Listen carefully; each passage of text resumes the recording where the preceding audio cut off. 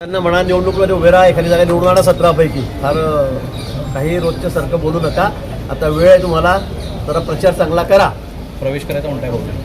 लाडकी बहीण योजनेच्या भाऊ लाडकी बहीण 80 लाख अपात्र झालेत लाडक्या बहिणी. लाडकी बहीण योजनेच्या मुद्द्यावरून विरोधक पुन्हा एकदा आक्रमक झाले. नाही, मला वाटतं ते टेक्निकल अडचण आहे, तुम्हीच बघता.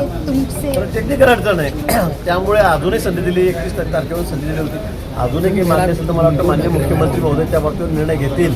पण या संदर्भामध्ये तांत्रिक अडचणी त्या त्यांनी पूर्ण केल्या तर मला असं वाटतं की त्याला काही हरकत नाही. सगळ्यांना त्या ठिकाणी मदत तरी मिळणार. त्यांना म्हणा तुम्ही निवडणुकीत उभे राहा, तुमच्या जिल्ह्यातली निवडणूक आहे, बघू कोणाचे श्राप मिळतात, कोणाचं पुण्य मिळतं.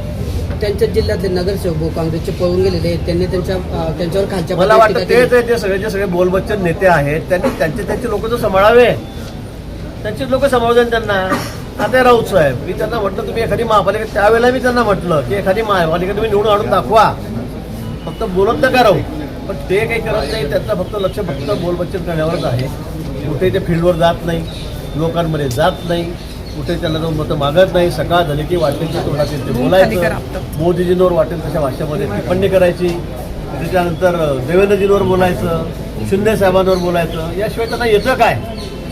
त्यांचा कुठेही जनतेमध्ये प्रभाव नाही, त्यांच्या पक्षाचा नाही, त्यांच्या नेत्यांवर लोकांचा मतदारांचा विश्वास नाही. त्यामुळे आता हे विश्वास गमावलेले लोक आहेत, त्यांच्याबद्दल न बोललेलं बरं. त्यांनी बडबड करत राहावी, आम्ही निवडणुका जिंकत राहू, लोक आमच्या पाठीशी आहेत. रोहिणी खडसेंनी म्हटलं की सरसकट सुरुवातीला लाडक्या बहिणींना अनुमती दिली आणि आता एक एक करून अटी टाकतायत, वगळतात बहिणींना एक एक करून. निवडणुका झाल्यानंतर कोण म्हणलं? रोहिणी ताई म्हटलंय मला नाही. भाऊ जागा मिळाली नाही तर आम्ही